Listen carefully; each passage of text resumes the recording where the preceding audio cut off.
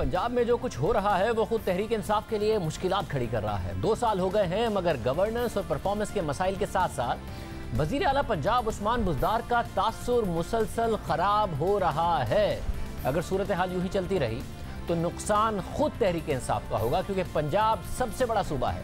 यहाँ के इंतखाबी नताइज पूरे मुल्क की सियासत पर असरअंदाज होते हैं, मगर वज़ीर आज़म इमरान खान ये समझते हैं कि उस्मान बुज़दार ही पंजाब के वज़ीर आला रहेंगे। मगर अब 2 साल हो चुके हैं, सूरत हाल बेहतर नहीं हो सकी है।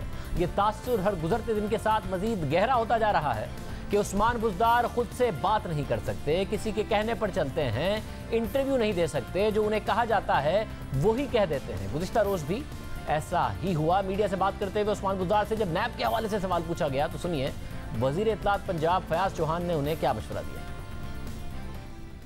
पाकिस्तान की तमाम सियासी जमातें और शुरू आपकी भी सियासी जमात वहाँ से भी क्या आवाज़ आई कि नैब को पॉलिटिकल इंजीनियरिंग के लिए इस्तेमाल किया जा रहा है कि कौन आपके जो सबसे बड़े सूबे के, कौन आपके जो सबसे बड़े सूबे के, कौन आपके जो सबसे बड़े सूबे।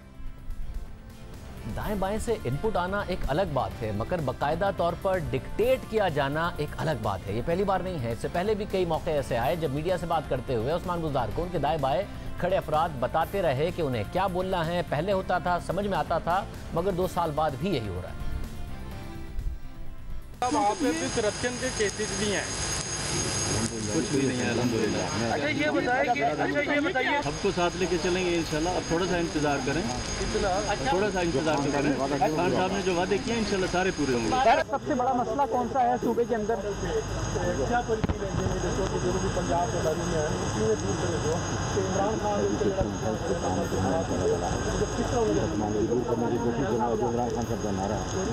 जो इमरान खान साहब का विजन है नए पाकिस्तान के लिए, हम उसको इंशाल्लाह कंप्लीट करेंगे। उस्मान बुज़दार मीडिया से दूर रहते हैं और जब मीडिया के सामने आते हैं तो इस तरह की सूरत हाल का सामना होता है। सवाल उनसे पूछा जाता है, जवाब उन्हें बताया जाता है। पंजाब के चीफ एग्जीक्यूटिव होने की हैसियत से ज़रूरी है कि वो मीडिया पर आएँ, अपनी कारकर्दगी बताएं, अपने फैसलों का दिफा करें, क्योंकि खुद वज़ीर आज़म इमरान खान का कहना है कि उस्मान बुज़दार बहुत से अच्छे इक़दाम उठाते हैं मगर वो हाईलाइट नहीं होते। अब वो मीडिया पर तो नज़र नहीं आते, मगर वज़ीर आज़म ये समझते हैं। चीफ मिनिस्टर पंजाब हैं, आपको दाद देता हूँ कि जिस तरह के आपके मैंने जो देखे इनिशिएटिव्स आप ले रहे हैं। प्रॉब्लम ये है कि आप ये सीक्रेटली ये सारे इनिशिएटिव देते हैं, किसी लोगों को पता नहीं चलता, तो इसकी थोड़ी पब्लिसिटी भी कर दें कि वो कहते हैं जी अच्छे कामों में मैं अपना नाम सामने नहीं लाना चाहता। ज़रूरी है कि आप लोगों को भी बताएं कि आप क्या कर रहे हैं, क्योंकि मैंने जिस तरह के आपके इनिशिएटिव्स देखे हैं ये इंशाल्लाह पंजाब का आगे फ्यूचर बड़ा अच्छा नज़र आ रहा है। जो लग रहा है मुझे कि पंजाब लीड करेगा रिकवरी पाकिस्तान की। मगर सूरत हाल यह है कि उस्मान बुज़दार ने अब तक किसी सहाफ़ी को एक मुकम्मल इंटरव्यू नहीं दिया, अपनी कारकर्दगी के हवाले से नहीं बताया। इस हवाले से वो इंटरव्यूज़ देने से हिचकिचाते रहे। 2 दिन पहले जंग अखबार में तज़ियाकार सीनियर सहाफ़ी सुहेल वड़ाइच का कॉलम शाया हुआ, जिसमें उन्होंने बताया कि जब उस्मान बुज़दार नए वज़ीर आला बने तो इंटरव्यू तय पाया, सवालात भी भेजे गए, बताया गया कि तैयारी हो रही है, मगर पंजाब हुकूमत की तरफ से खामोशी इख्तियार कर ली गई और अब 2 साल हो गए हैं, अब तक इंटरव्यू नहीं दिया गया। इसके अलावा गुज़िश्ता माह 6 जुलाई को उस्मान बुज़दार ने सीनियर सहाफ़ी कामरान खान के साथ भी इंटरव्यू का वादा किया। प्रोग्राम के मेज़बान के मुताबिक उस्मान बुज़दार को मौजू भी बताया गया, फिर सवालात मांगे गए, वो भी बता दिए गए, मगर इंटरव्यू की रिकॉर्डिंग से कुछ देर पहले वज़ीर आला पंजाब और पंजाब हुकूमत के मुतालिक अफसरान गायब हो गए। पंजाब हुकूमत की खामोशी की तरफ से खामोशी इख्तियार कर ली गई। ये मसला इब्तिदा से ही रहा है। खुद उस्मान बुज़दार वज़ीर आला पंजाब बनने के बाद भी कह चुके हैं कि अभी वो ट्रेन नहीं है। मुल्तान में पासिंग आउट परेड थी, वहाँ पर आईजी साहब से सलाम लेना शायद आप पहुँच गए, वो बेध्यानी थी या आपने देखा नहीं? क्या नहीं, असल में मैं थोड़ा सा ट्रेंड नहीं हूँ ना, तो ये डिसिप्लिन फोर्स थोड़ा सा सीख रहा है ना आहिस्ता आहिस्ता। 2 साल बाद भी इसी बात का इंतजार है। उस्मान बुज़दार को चलाने के लिए ही मुसलसल ब्यूरोक्रेसी में तब्दीलियां की गई हैं। अब तक 2 सालों में पंजाब में 5 आईजी तब्दील हो चुके हैं। पंजाब के सबसे अहम ब्यूरोक्रेट चीफ सेक्रेटरीज भी बार बार बदले जा रहे हैं। अब तक 4 चीफ सेक्रेटरीज तब्दील हो चुके हैं, 9 सेक्रेटरी हाई एजुकेशन की तब्दीली हो चुकी है। महकमा आबपाशी में अब तक 11 सेक्रेटरीज का तबादला हो चुका है। सेक्रेटरी खुराक पंजाब को 5वीं मरतबा तब्दील कर दिया गया है। हालांकि गंदुम बहरान की इंक्वायरी कमेटी ने पंजाब में सेक्रेटरी खुराक की बार बार तब्दीलियों पर तनकीद की थी। इन तब्दीलियों को गंदुम बहरान की अहम वजह करार दिया गया था। इसके बावजूद सेक्रेटरी खुराक की तब्दीलियां जारी हैं। इसी तरह सूबे के ज्यादातर डिवीजन और इजला में commissioners, deputy commissioners, assistant commissioner, RPOs, DPOs को मुसलसल तब्दील किया जा रहा है।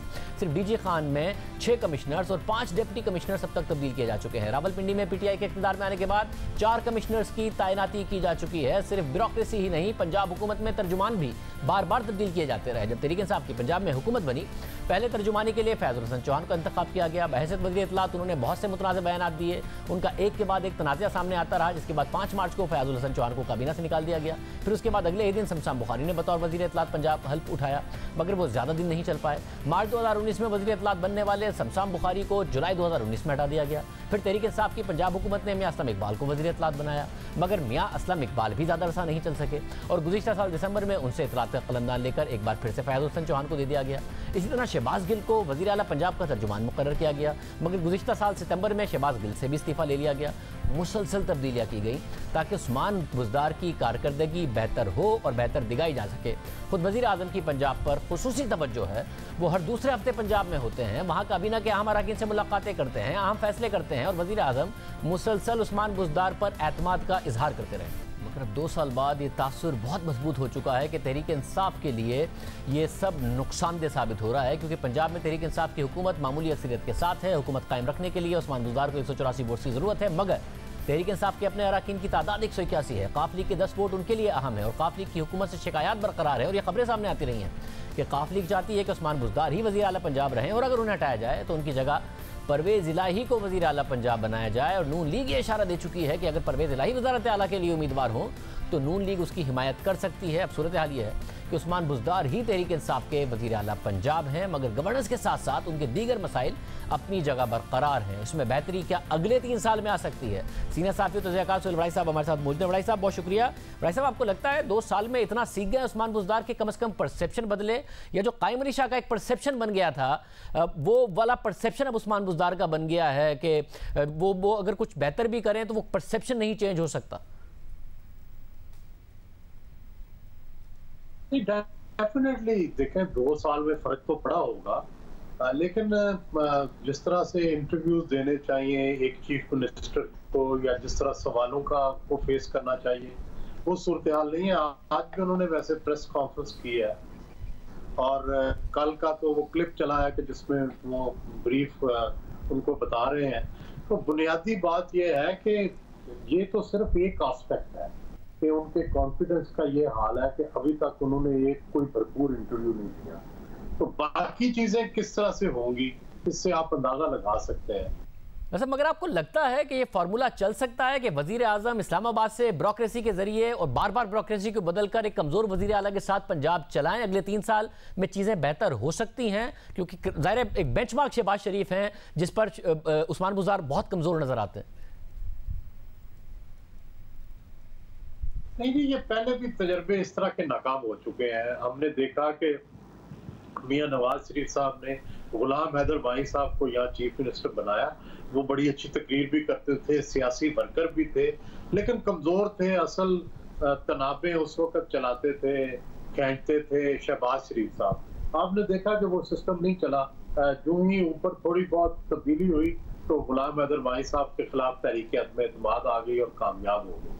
और उसके बाद फिर शरीफ फैमिली ने भी ये तजर्बा दोबारा नहीं किया और हमेशा शहबाज शरीफ को या किसी ताकतवर को उन्होंने यहाँ रखने की कोशिश की। पीपल्स पार्टी ने ये तजर्बा किया, कायम अली शाह साहब को उन्होंने रखा, फिर उन्हें मुराद अली शाह को लाना पड़ा क्योंकि उस तजर्बे से फायदा नहीं हो रहा था।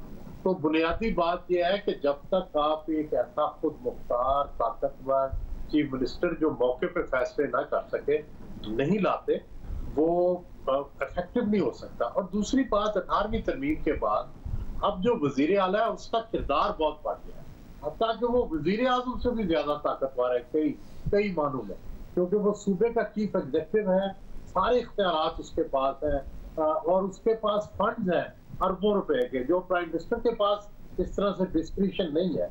तो वो अगर इफेक्टिव चीफ एग्जीक्यूटिव ना हो तो वो आप ये देखें कि 44-45% जो है सिर्फ फंड यूज हुए हैं और बाकी जो 56% है वो वापस गए हैं फंड लैप्स हो गए हैं जो डेवलपमेंट फंड था पिछले साल का।